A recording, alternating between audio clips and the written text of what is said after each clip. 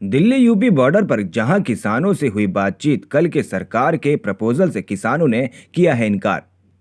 खबर यह है कि आज 21/1/2021 को किसानों ने अपने ट्रैक्टरों को कर लिया है डीजल से फुल। कहीं ना कहीं किसानों को यह डर भी है कि सरकार कहीं पेट्रोल पंप बंद न कर दे। 26 जनवरी की पूरी तरह से किसानों ने तैयारी कर ली है। यदि कृषि कानून को सरकार नहीं लेती है वापस, तो किसान करेंगे 26 जनवरी की परेड। नमस्कार आदाब। जैसा कि आप देख रहे हैं कि इस वक्त हम गाज़ीपुर बॉर्डर पर मौजूद है। ये देखिए, ये है गाज़ीपुर बॉर्डर।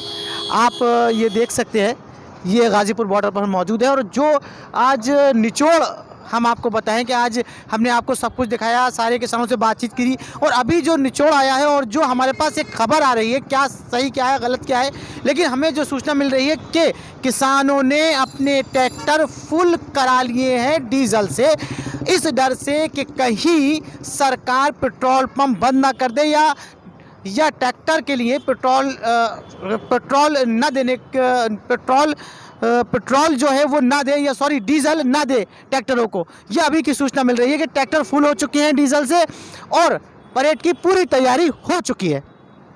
यह अभी की सूचना है। नमस्कार आदाब, स्वागत है आपका 24 आवर्स टुडे न्यूज़ चैनल में। जैसा कि आपने देखा है कि हम किसानों के साथ जुड़े हुए हैं और बहुत से प्रोग्राम चलाते रहे हैं, जैसे कि एक रात किसानों के साथ। और किसान भाई हमें शायद जानते और पहचानते भी हैं कि हम यहाँ बराबर जुड़े हुए हैं। इस वक्त हमारे साथ किसानों के बहुत बड़े नेता राकेश टिकैत जी हमारे साथ जुड़ रहे हैं। आइए टिकैत जी से कुछ बातचीत करते हैं।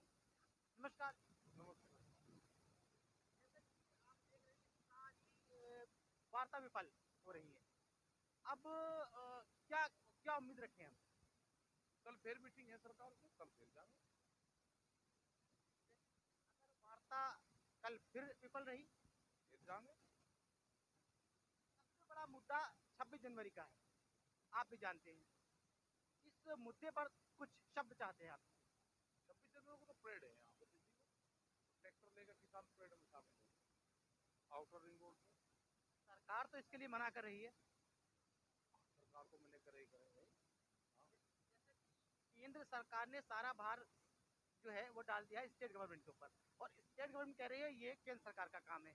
गवर्नमेंट ने दो पल्ला झाड़ लिया दोनों ने। अगर कुछ होता है तो नुकसान किसान का। क्या नुकसान होगा? कोई हादसा किसी तरह का? हादसा क्यों होगा? ये लोग इतने बढ़ते, दिल्ली में इतना ट्रैफिक चल रहा तो कोई हादसे होते हैं? क्यों होगा? शांतिपूर्ण तरीके से लोग जाएंगे, तिरंगा झंडा लेकर जाएंगे, उसके साथ ही वापसी आ जाएगी।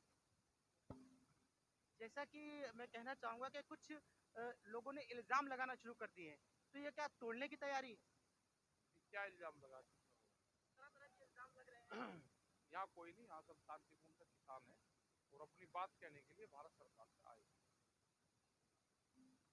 चलिए, हम जुड़े हुए थे और हमें सवाल के जवाब, बड़े अच्छे सवाल के जवाब मिले हमारे, और फिर हम जुड़ेंगे और जुड़े रहेंगे हम लगातार किसानों के साथ। और पहले दिन से लेके और आखिरी दिन तक हम किसानों के साथ हैं।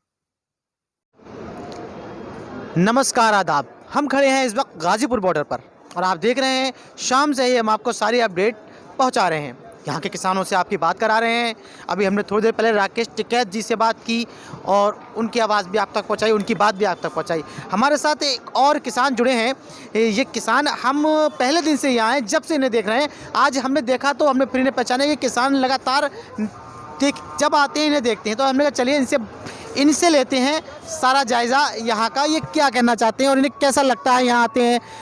चलिए, क्या नाम है आपका? अरविंद नाम है, छोटा किसान हूँ मैं, जिला शामली है। मैं आप तो सबसे पहले तो मैं आपके जो 24 चैनल है आपको सैल्यूट करता हूँ, धन्यवाद करता हूँ कि आपने हमारे दुख को जो आम जनता तक पहुँचाया है, जो सच्चाई, जो ये कानून जो है, 3 नियम जो है, उनकी जो हकीकत आपके माध्यम से, चैनल के माध्यम से आप लोगों तक पहुंची है, उसका हम बार बार धन्यवाद करते हैं, सैल्यूट करते हैं, नमस्कार करते हैं, प्रणाम करते हैं और अपनी बात शुरू करते हैं।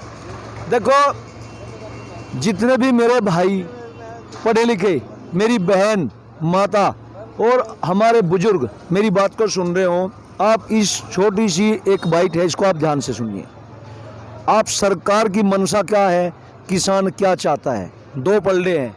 सरकार देती कुछ नहीं, लेकिन सपने अच्छे अच्छे दिखा रही 2014 से। कैसे सपने दिखा रही? सरकार जब भी टीवी पे आते हैं, सरकार या सरकार के नुमाइंदे जब भी टीवी पे आते हैं, कुछ उनके मिले हुए चैनल वाले भी हैं जो सिर्फ सरकार की ही बात को ऐसे रखते हैं जैसे कि सरकार की बातें अच्छी है। ऐसा बिल्कुल नहीं है, हकीकत कुछ और है। हकीकत क्या है? सरकार 2014 में आई थी अपने मैनिफेस्टो के साथ, कहा था कि हम किसानों की आय दुगनी करेंगे, स्वामीनाथन आयोग की सिफारिश को लागू करेंगे और किसानों का जो ऋण है ऋण को सस्ता करेंगे, बेरोजगारों को रोजगार देंगे और उद्योग धंधे खुलवाएंगे, कंपनी लाएंगे जिससे और किसानों को ऐसा प्लेटफॉर्म देंगे, एक मेक इन इंडिया बनाएंगे। अब न सिलसिलेवार सिर्फ मैं आपको बताता हूँ सरकार ने किया क्या है इस मुद्दे को लेकर। पहला, किसानों की बात है, किसान ही हम हैं, किसानों की ही बात आप तक पहुँचाना चाहते हैं। पहला मुद्दा है कि किसानों की आय दुगनी करेंगे। आप ये बताइए, जब ट्रैक्टर खरीदते हैं किसान, ट्रैक्टर पे जीएसटी है 28%, तो क्या किसानों की आय दुगनी हुई? नहीं हुई, बल्कि किसान को 5 लाख का ट्रैक्टर 6.5 लाख में मिल रहा है, 1.5 लाख सरकार ने उसके ऊपर और रख दिया। तो किसान जो है एक सिर का दर्द बढ़ गया। किसानों की आय दुगनी नहीं हुई, एक झूठ उनका ये हो गया। दूसरा झूठ, उन्होंने कहा था स्वामीनाथन आयोग की सिफारिश को लागू करेंगे। सिफारिश को लागू नहीं किया गया क्योंकि उसमें C2+50, A2+FL ये फॉर्मूले हैं और ये फॉर्मूले मिलकर अगर आज के हालात से गेहूं का MSP देखा जाए और स्वामीनाथन आयोग की रिपोर्ट लागू कर दी जाए तो लगभग 3200 रुपये, 3200 के आसपास गेहूं की MSP बनती है। उसमें इंक्लूड क्या है? खाद, बीज, जुताई, किसान की मजदूरी, खेत का रेंट, किसान के परिवार की मजदूरी स्वामीनाथन आयोग की सिफारिश में लागू है। इसमें से कोई लागू नहीं है। वहाँ पर सरकार झूठ बोल रही है बिल्कुल।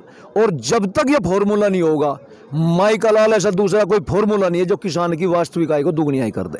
तो इसलिए किसान मजबूर है और तभी प्रोटेस्ट के लिए यहाँ आया है। सरकार यहाँ पे झूठ बोलती है। आप यहाँ जुड़े हैं लगातार हमारे, आपको देखते हैं यहाँ काफ़ी समय हो गया, जब तक हम आते हैं आप मिलते हैं, तो हमें बताइए जब से लेके अब तक आपको किन किन परेशानियों का सामना करना पड़ा? देखिए, हम नौजवान हैं, हाथ पैर चल रहे हैं, लेकिन हमारे जो बुजुर्ग हैं, 80 साल के जो बुजुर्ग हैं, 90 साल के बुजुर्ग हैं, किसी को डायबिटीज़ है, किसी को छाती में दर्द, किसी के गले में दर्द है, शरीर बुजुर्ग हो चुका है, हमें उनके लिए रात दिन मेहनत करनी पड़ती है।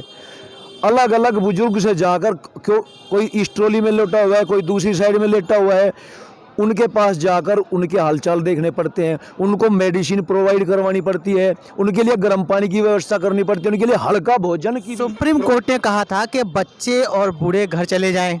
ये बात हमारे चैनल ने बहुत पहले कहा था कि सर्दी आगे बढ़ेगी तो बुजुर्गों को और बच्चों को परेशानी होगी। तो आखिर क्यों बूढ़े घर जाना नहीं चाहते हैं? हमने अपने बुजुर्गों से बात की थी, भाई आप लोग, सर्दी हो गई, आप लोग घर जाइए, लेकिन हमारे बुजुर्गों ने स्पष्ट मना कर दिया कि भाई हम घर पे भी मरेंगे और हम यहाँ पे भी मरेंगे अगर हमारी मौत। घर पे तो बहुत से बचाव होते हैं ना, ये तो खुला आसमान है। देखिए, बात बचाव की नहीं है, हमारे बुजुर्गों का कहना इस सुविधा से नहीं है। हमारे बुजुर्गों का कहना है ये जो 3 नियम आए हैं ना, ये नियम जो किसान है वो साक्षात इन नियम को लेकर मौत के मुहाने पर खड़ा है। अगर ये नियम लागू हो गए तो किसान इस देश का नहीं बचेगा। किसान जहां 12,500 प्रति वर्ष आत्महत्या करता है, यह परसेंटेज जो है यह लाखों में पहुंच जाएगी और इसका जिम्मेदारी उठाने वाला कोई नहीं मिलने का, क्योंकि उस टाइम हो सकता है वर्तमान सरकार ना रहे।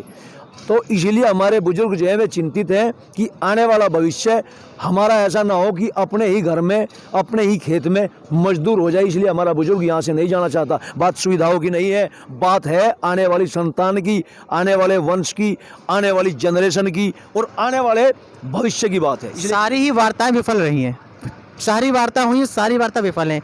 अब 26 जनवरी पर परेड की तैयारी है किसानों की और सरकार ने इसके लिए मना किया है और सरकार ने सारी बात डाली है स्टेट गवर्नमेंट के ऊपर। स्टेट ने कहा है ये काम केंद्र सरकार का है और अगर मान लीजिए कि परेड होती है और कोई आपत्तिजनक तत्व बीच में आके कुछ गड़बड़ कर देता है तो नुकसान तो आम जनता का और किसानों का होगा। देखिए आपने इसमें 2 प्रश्न कर दिए। आपने पहला प्रश्न कर दिया कि एक तो ये जो स्टेट गवर्नमेंट वाली के सेंट्रल गवर्नमेंट वाली जो बात है, ये बात कर दी कि भाई इसका प्रोटेक्शन कैसे होगा। दिल्ली सर गवर्नमेंट जो है इसको 26 जनवरी की परेड को होने देगी या नहीं होने देगी। और एक दूसरा इसमें जो आपने जोड़ दिया कि भाई 10 बार वार्ता हो चुकी है। देखिए झूठ ये क्या है, आपने एक कहावत सुनी है, एक झूठ को छिपाने के लिए 100 झूठ बोलने पड़ते हैं। अब ये जो कानून है, झूठे कानून है, इन पे आप 10 वार्ता हो चुकी है, इन पे 15 भी होगी, इन पे 20 भी होगी, क्योंकि ये झूठ है। और झूठ बचता फिर रहा है सच से, यानी कि किसान का सच सरकार के झूठ के पीछे लठ लेके उसको ढूंढता। सरकार ने कहा है कि एक से प्रस्ताव रखा है किसानों के आगे ये आने वाले जो 3 कानून हैं इसको पोस्टपोन करने के लिए, क्या उस पर किसानों का विचार क्या है? देखिए हमारा जो पर्सनल विचार है सभी किसानों का, जो घर बैठे हैं उन किसानों का भी ये विचार है। आज बुद्धिजीवी है, आज पढ़े लिखे हैं किसान के बच्चे पढ़े लिखे हैं। इतने तो सरकार के नुमाइंदे भी नहीं पढ़ रहे जितने बच्चे पढ़े हुए हैं। 2-1.5 साल के लिए इन्हें स्थगित करने की बात करते हैं। क्यों? एक प्री प्लानिंग है सिस्टम। क्या प्लानिंग है? 1.5 साल बाद चुनाव होने वाले हैं, चुनाव में कोई प्रभाव ना पड़े, चुनाव ठीक प्रकार से हो, इसलिए इनको 1.5 साल के लिए स्थगित करना चाहता है। कहने का तात्पर्य यह है कि आज का किसान जो है वो पढ़ा लिखा है, सरकार के इन जो खंडों को है वो समझता है। बिल्कुल।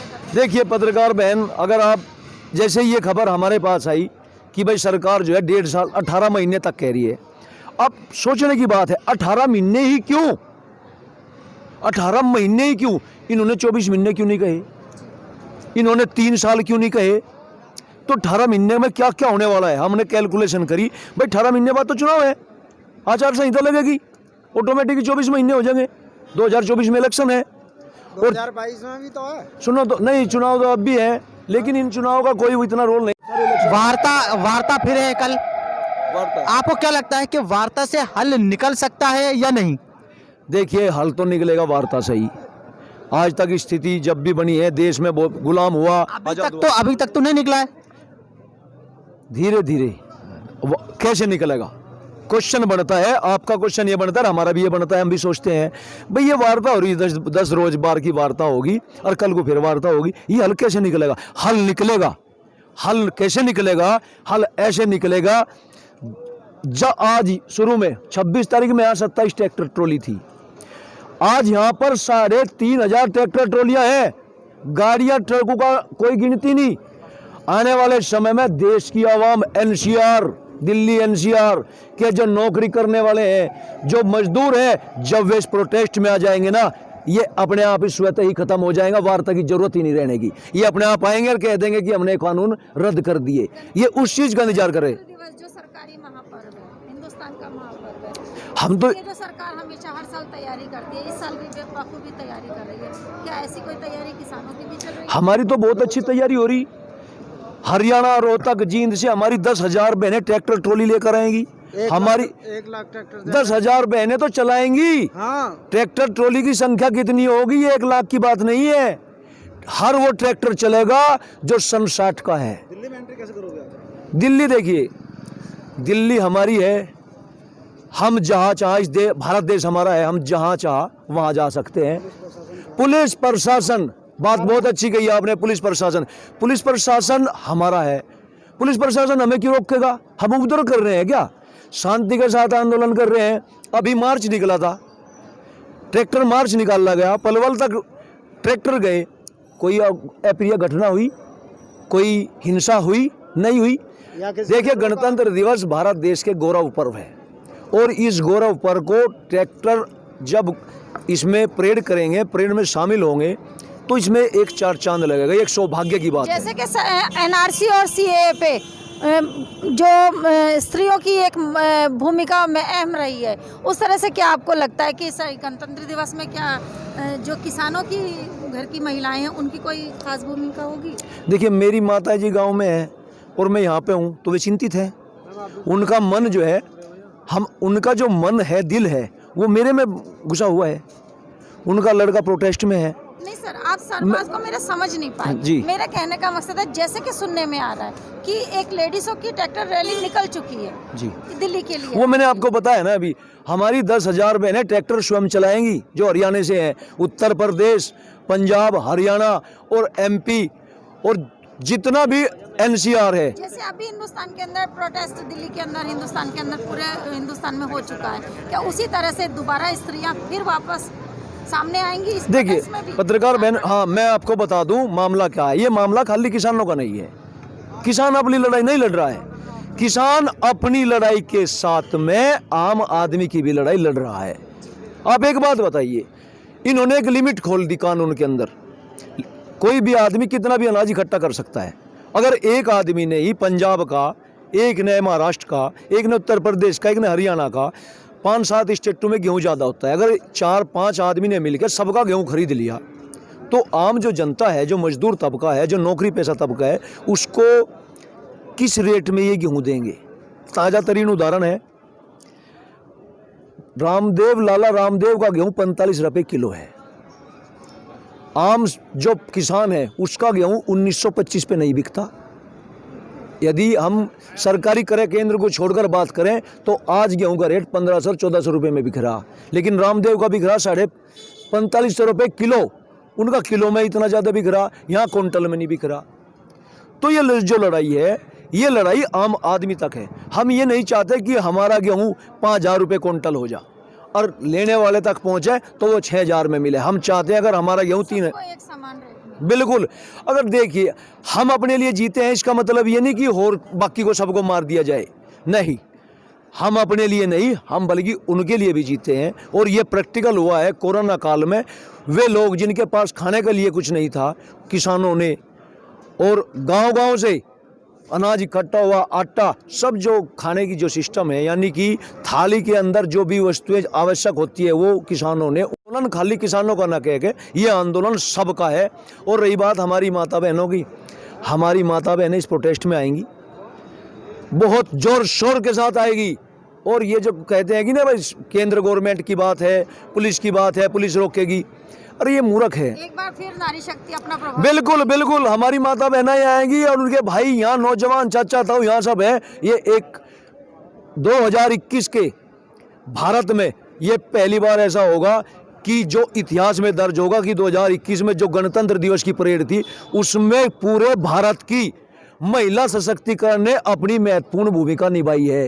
ये इतिहास गवाह होगा इस चीज का, ये आप बात याद रखें। Thank you so much sir. नुकसान किसका होना है? देखो, जब भी दंगे होते हैं नुकसान कॉमन बंदे का होता है, लेकिन अगर नुकसान होना हो तो जो 26 जनवरी की परेड में भी हो सकता है। और कहीं भी अभी पीछे हिंदू मुस्लिम राइट्स हुए थे, कौन था उसके पीछे? तब भी नुकसान हुआ था, लेकिन किसान किसी का नुकसान नहीं करेंगे। किसान भाइयों ने नुकसान करना होता 2 महीने से कर चुके होते, वो जुझारू.com है वो नहीं नुकसान करेंगे। चलिए, देख रहे हैं आप बराबर 24 आवर्स टुडे न्यूज़ और हम आपको अपडेट पहुंचा रहे हैं। जुड़े हुए हैं हमारे साथ किसान भाई, दूर दूर से आए हुए लोग, कुछ दिल्ली के लोग, कुछ उत्तराखंड के लोग, सारी तरह के लोग, सभी तरह से लोग आए हुए हैं। और मैं चाहता हूं कैमरामैन एक कैमरा घुमा के सब लोगों को दिखाएं कि कहाँ से लोग आए हुए हैं। आप अमरोहा यूपी उत्तर प्रदेश से। This is very wrong, this is very wrong. मैं किसानों के साथ हूँ, खड़ी हूँ कंधे से कंधा मिला के, और मेरा पूरे हिंदुस्तान के भाई खड़े हैं। ये डिसीजन बिल्कुल गलत है, हम इस डिसीजन को नहीं मानते। जैसा कि आपने देखा कि सारे लोग खिलाफ हैं, जैसे कि पोस्टपोन की बात चल रही है कि जो लॉ है उसे 1 से 1.5 साल पोस्टपोन कर दिया जाए, तो हमारे साथ जो लोग जुड़े हैं वो इसके कुछ खिलाफ हैं। और ये सरकार ये समझ सकती है कि उसे आगे क्या करना है। कुछ लोग और जुड़े हैं हमारे साथ, कुछ कहना चाहेंगे? आप कुछ कहना चाहेंगे? जी, जैसा मैडम ने कहा, मेरी बहन ने कहा कि वो ये जो काले कानून है ये वापस होने चाहिए, मैं उनकी बात का समर्थन करता हूँ। बार बार ये कहा जा रहा है कि सरकार थोड़ा पीछे हटे, सरकार कभी पीछे नहीं हटती, सरकार पीछे हटने का ड्रामा करती है। मैं उत्तराखंड का रहने वाला हूँ, उधम सिंह नगर से हूँ। मेरे फादर भी एक्स सर्विसमैन थे। अभी इसी में जून में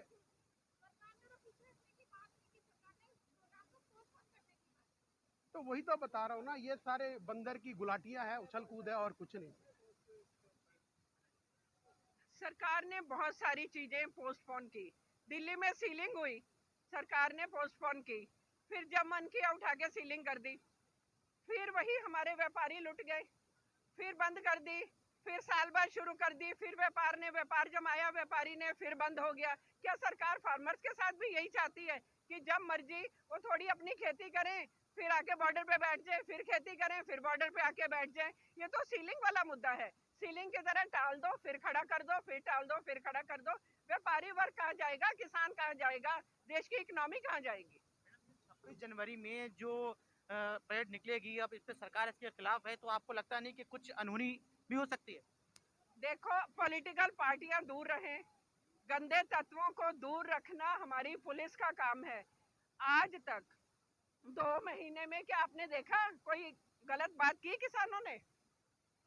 क्या आगे हम उम्मीद करते हैं किसान कभी भी कोई अनहोनी नहीं करेगा, इस बात की किसान गारंटी लेते हैं। हाँ, अगर कोई शरारती तत्व करते हैं तो पुलिस जाने इस बात को, किसानों का इस चीज से कोई लेना देना नहीं। शरारती तत्व तो करके चले जाते हैं, लेकिन एक आम आदमी पिस जाता है। ये तो हमेशा ही होता है। पीछे हिंदू मुस्लिम दंगे हुए, और भी बहुत दंगे होते हैं, उसमें कौन मरता है? कॉमन बंदा ही मरता है। किसान ऐसे नहीं है। अगर किसानों को कुछ करना होता तो 2 महीने में बहुत कुछ कर सकते थे। ये ऐसी कौम है, ये जुझारू कौम है, जिनको कि उनके गुरु के आशीर्वाद है कि दे शिवा वर मोहे है, शुभ कर्मन से कबू ना डरूं। वो अपने कर्मों से, अच्छे काम करने से कभी नहीं डरते। किसान हमेशा आगे रहता है अच्छे काम करने के लिए, वो गलत काम कभी नहीं करता। कभी आपने किसी किसान को कोई गलत काम करते नहीं देखा होगा। हाँ, अगर कोई शरारती तत्व बीच में घुसता है तब पुलिस को उसे देखना होगा, और किसान शांतिपूर्ण ढंग से जरूर परेड करे, हम सब उनके साथ हैं, और उन्होंने अपनी आवाज गवर्नमेंट को जरूर सुनानी है। अगर आज देश की आवाज नहीं सुनी गई तो ये डेमोक्रेसी फेल है। ऐसे देश में हम कब तक रह सकते हैं? ये बात के अगर 26 जनवरी से पुलिस से थोड़ी सी भी चूक हो गई तो आम आदमी कितना नुकसान हो सकता है, ये आप समझ सकती हैं? कुछ भी अगर अनहोनी हुई तो कितना बड़ा नुकसान देश का हो सकता है। देश का नुकसान जरूर हो सकता है, इस बात की गारंटी सेंटर को भी लेनी चाहिए, पुलिस को भी लेनी चाहिए। अनहोनी घटनाएं तो बहुत होती हैं देश में। ये सारा ड्रामा है जी, ये सारा ड्रामा है। दिल्ली सरकार डालेगी राज्य सरकार पे, राज्य सरकार डालेगी दिल्ली सरकार पे, लेकिन यहाँ किसान पूरे हिंदुस्तान का किसान है। तो गवर्नमेंट जाने, पूरे हिंदुस्तान की गवर्नमेंट जाने कैसे शांतिपूर्ण ढंग से मार्च होगा, लेकिन ये मार्च किसान जरूर करेंगे। मैं अपने भाइयों के मैडम, साथ हूँ, केंद्र मुझे जरूर सरकार सेंट्रल जो है वो यूपी पे डाल रही है, स्टेट गवर्नमेंट पे डाल रही है सारी चीजें, स्टेट कह रही है सेंट्रल पे, लेकिन वही वाली बात आती है कि नुकसान किसका होगा? न सेंट्रल का होगा, न केंद्र का होगा, आम आदमी का होगा। देखा, ये सारी मैडम ड्रामेबाजी है। नमस्कार, आदाब, स्वागत है आपका 24 आवर्स टुडे न्यूज चैनल में। जैसा कि आप जानते हैं कि हम किसानों के साथ जुड़े हैं, जुड़े रहेंगे जब तक कि किसान इस जमीन पर है। और आप बराबर देख रहे हैं कि हमने कई प्रोग्राम चलाए, जैसे कि एक रात किसानों के साथ, और काफ़ी प्रोग्राम चलाए, और अब दोबारा फिर मुझे मौका मिला है, मेरे चैनल ने फिर मुझे भेजा है, और मेरी खुशनसीबी है कि फिर मुझे इन किसानों के साथ में बिताने का वक्त मिला है। इस वक्त हम खड़े हैं गाजी बॉर्डर पर, जहाँ पर किसान डटे हुए हैं अपनी मांगों को लेकर, इस सर्दी में, इस परेशानी में। और यहाँ बहुत ही दूर दूर से लोग आए हुए हैं। कुछ लोग यहाँ दिल्ली के प्रॉपर भी हैं, और एक मैम मेरे साथ हैं जो सोशल एक्टिविटी में काफ़ी सक्रिय रहती हैं, और वह इस वक्त हमारे साथ जुड़ने जा रही हैं। और मैम, थोड़ा सा इंट्रोडक्शन दीजिए अपने बारे में। मेरा नाम निर्मल रंधावा है। मैं एक सोशल एक्टिविटिस्ट हूँ। जहाँ पे मुझे लगता है कि कहीं कुछ गलत हो रहा है, चाहे वो किसान के साथ है, चाहे वो किसी लड़की के साथ है, या किसी तरह का भी गलत हो रहा है, तो मुझे अपनी ड्यूटी लगती है कि मैं वहाँ जाऊँ और उनकी सेवा करूँ। मैम, आप अब आई हैं या पहले भी आ चुकी हैं?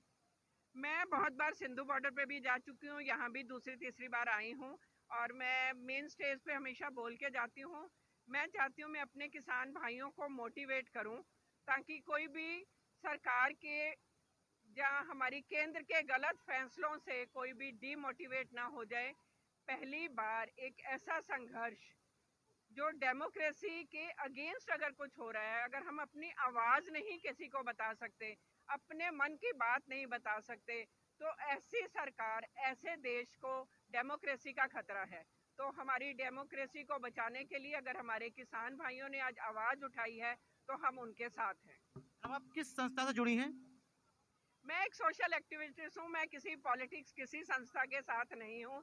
और मैं एक और भी संदेश देना चाहती हूँ कि कोई भी पॉलिटिकल पार्टी, हाथ जोड़ के उनसे निवेदन है, प्लीज़ किसानों की मूवमेंट को डिस्टर्ब ना करें, गलत स्टेटमेंट ना दें। ये एक अच्छी मूवमेंट है और इसे एक पॉलिटिकल रंग देके इसे खराब ना करें। किसान भाई 2 महीने से इतनी ठंड बारिश में जो काम कर रहे हैं उसे खराब ना करें। जैसा कि सारी वार्ताएं विफल हुई, आप भी जानते हैं, सब लोग जानते हैं, लेकिन अब यह बात चल रही है कि सरकार 1 से 1.5 साल इस लॉ को टालने को तैयार है। तो क्या ऐसा कुछ है? ये तो गलत बात है। अगर करना था तो 2 महीने पहले ठंड में, ऐसे कोविड पीरियड में, तो ये डिसीजन पहले क्यों नहीं लिया? अब इस वक्त पे ये डिसीजन लेना तो सरकार का बहुत बहुत बहुत गलत फैसला है। मैं इसके अगेंस्ट। एक बात कहना चाहूंगा, डिसीजन अगर सही हो, थोड़ा लेट हो जाए, तो इसमें कोई बुराई है? यस, बुराई ये है कि कोरोना फैला हुआ था दिल्ली के बॉर्डर में, सिंधु बॉर्डर पे बहुत बार गई हूँ। ऐसे में आप कहते हो कि जी मास्क हटाओगे 2000 रुपए लगेंगे। वैसे टाइम में जब आपको इतना खतरा था कोरोना का, आपने किसानों को क्यों नहीं सेव किया? तब टाल देते ना।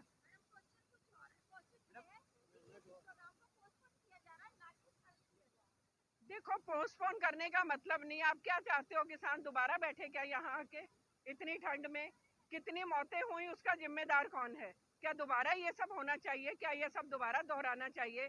सरकार को कानून रद्द करके किसानों को बिठा के कानून नए सिरे से बनाने चाहिए। बातचीत से कोई हल नहीं निकल रहा है, काफी वार्ता हुई, फिर वार्ता होने वाली है, तो क्या कहेंगे इस वार्ता के बारे में? क्या कोई हल अब निकलेगा या नहीं? कोई हल नहीं निकलेगा। हल निकलना होता तो 1 साल पहले ही निकल जाता। किसानों ने पहले दिन से ही इसे एक्सेप्ट नहीं किया था, उसके बावजूद सरकार 1-1.5 साल चुप क्यों रही? अब जब वो धरने पे बैठे हैं तो उन्हें ना उनके कोरोना की फिक्र है, ना बारिश की फिक्र है, ना ठंड की फिक्र है। अब 26 जनवरी अगर ट्रैक्टर रैली की बात आई तो किसानों को, तब सरकार को लगा नहीं नहीं भाई, ये तो हम पोस्टपोन कर देते हैं। तो क्या चाहते हैं? और किसानों की मौत हो? क्या वो दोबारा बैठे? ये कानून रद्द होने चाहिए।